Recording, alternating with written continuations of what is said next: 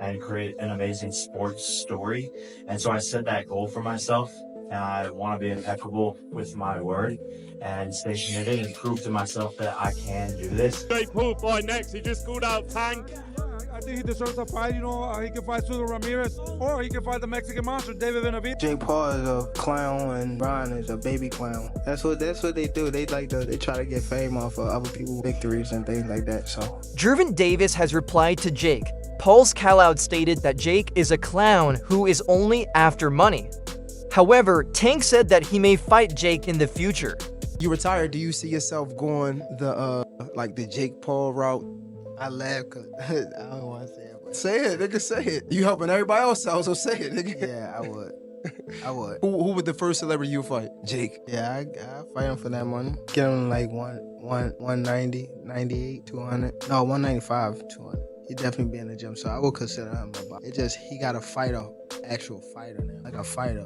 Who was somebody you could see him fighting, like Me. a real? After his win over Julio Cesar Chavez Jr., Jake Paul called out Gervonta Tank Davis, boldly stating his desire to become a world champion and take on the best. Jake said he wants to fight them all, showing no hesitation in selecting elite names. In reaction, Gervonta Davis acknowledged the call-out, making it clear he's aware of Jake's ambition, though many question whether Jake is truly ready for that level. If you likes this, please subscribe, Fight File, and click the bell icon for more new boxing updates. A lot more than that. I want tougher fighters. I want to be world champion. Zerto looks slow as shit tonight. That'd be easy work too. Badu Jack. I want everybody. Anthony Joshua, Gervonta, and Tommy. Stop running. Jose Benavidez Sr., the veteran boxing trainer and father of David Benavidez, voiced strong support for Jake Paul following his recent performance. He mentioned that Jake looked good in his bout and now deserves to face top-level competition, including Tank Davis and even his own son. In his eyes, this shift is good for the sport as it blends entertainment with legitimate competition. He was blocking and taking all his shots, but I think he just got tired, you know, and couldn't execute it. So Jake Paul did a great job. Who should Jake Paul fight next? He just called out Tank. I think he deserves a fight, you know. He can fight Sudo Ramirez, or he can fight the Mexican monster, David Benavidez, you know. You won that fight? Yeah, you know, he deserves to fight all these guys. I think it will be a great fight. And I think he did good. He deserves an opportunity to fight for the world title. And what would happen if he fought David? What was that? What would happen if he fought David? Well, you know, I think David's in another. I think David's in another level, but let's give this guy an opportunity to fight for a world title. Jake Paul's win over Julio Cesar Chavez Jr. did more than elevate his name. It shifted his official standing as recorded by Boxing Kingdom. If Jake Paul wins tonight, he will be ranked as a top 15 cruiserweight by two important sanctioning bodies. This allows world winners to fight Jake Paul as a voluntary defense. Given the money Jake brings to the table, he will be able to pick which champion he fights for the world title at a time of his choice. Jake is now expected to be ranked in the top 15 cruiserweight fighters by two sanctioning bodies. This status gives him access to fight world champions as a voluntary defense. What's more, Jake's massive commercial appeal means he has power. He can choose when and whom he fights for a title. This places Jake not just as a fighter, but as a real player in boxing's business and championship dynamics. While Gervonta Tank Davis is often considered one of boxing's most dangerous pound-for-pound fighters, Jake Paul's name possibly rings louder outside the boxing ring. Jake's influence goes beyond sports. His social media reach, promotional skills, and crossover popularity give him a different kind of edge. Many fans and observers have pointed out that while Tank is a beast in boxing, Hi fans, now Gervonta Davis just called out Jake Paul after Jake Paul had his fight with Mike Tyson. Now we all know that Gervonta Davis is a beast of a boxer, and skill-wise he's a lot better than Jake Paul. Would it be smart to pair those two up in a fight? Would Jake Paul be too big for Gervonta Davis? What do you guys think? Jake is simply bigger in brand and impact and increasingly in match. Jake Paul has made it clear that this boxing journey is about more than fights. It's about building an unforgettable sports legacy.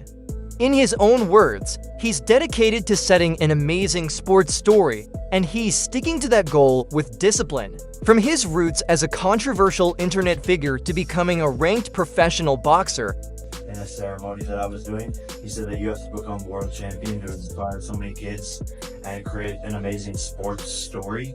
And so I set that goal for myself, and I want to be impeccable with my word and stay committed and prove to myself that I can do this and become world champion in the world's hardest sport in roughly 6 to 7 years, because I think it can be one of the most relatable and inspiring sports stories of all time, and no one thought it was possible. Nobody. Like, look, 2 years ago, 3 years ago, people laughed at me. I'm gonna lose to fucking Gibb, then Nate Robinson, then Ben. Come on. So at the end of the day, that's my why, and I'm dead set on becoming world champion. Jake has turned skepticism into progress. Jake Paul's manager shed light on how far he's come, recalling the Tommy Fury fight when Jake was still developing. Despite being green, Jake took on Tommy and didn't back down. Now he's better with every fight and racking up wins, according to his manager. Plans are already building for Jake to return to the ring by November or December. Did Jake Paul take more from this fight as a boxer and this Tommy Fury fight or this fight? What do you reckon he learned more from? I think he said it best in there himself. When he fought Tommy Fury, he wasn't even a boxer yet. He was learning how to box, right? Now, 2.5 years later, he's a true boxer. The loss to Tommy Fury was the greatest gift in Jake Paul's life.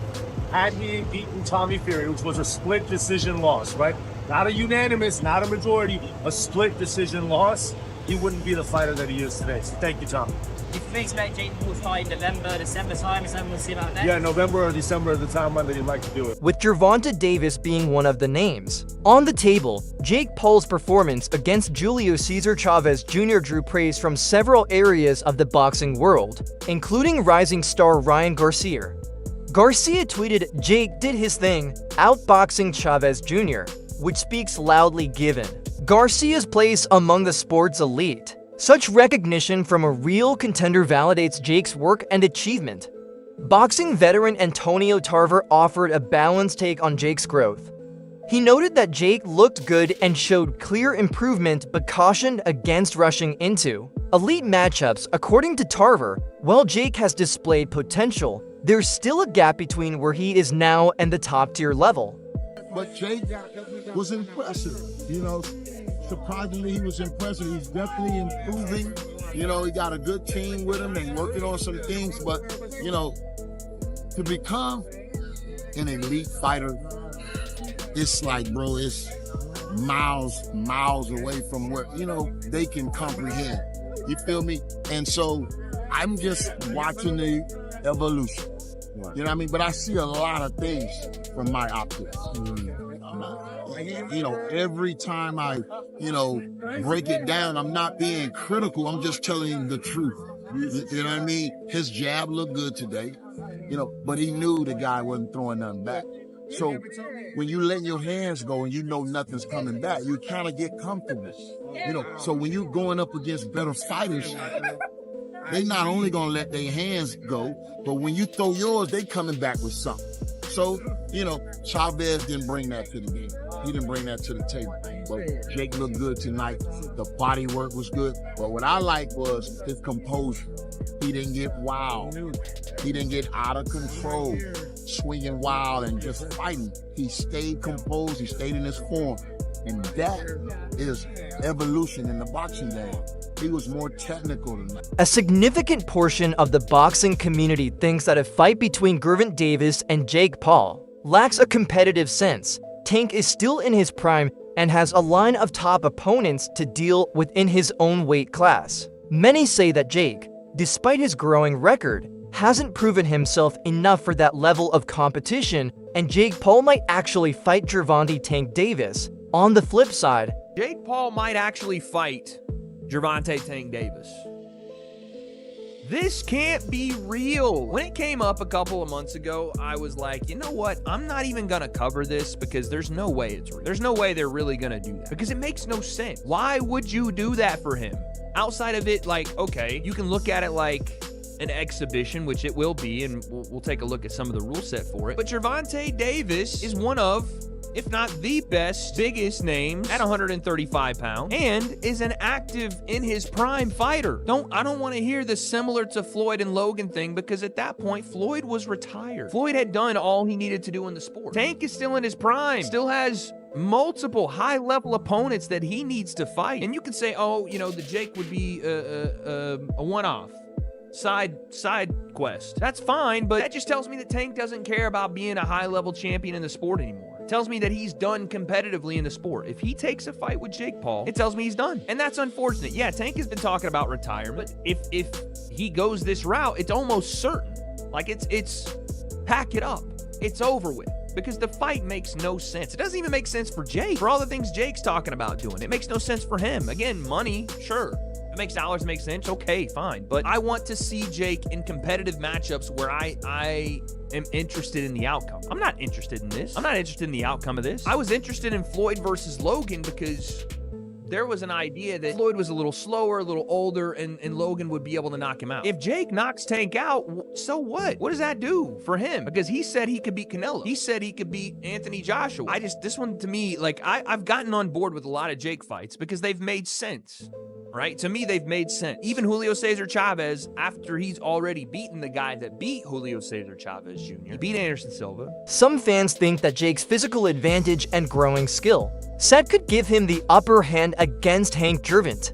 Davis usually fights in lighter divisions, and stepping up to fight someone of Jake's size is a major risk.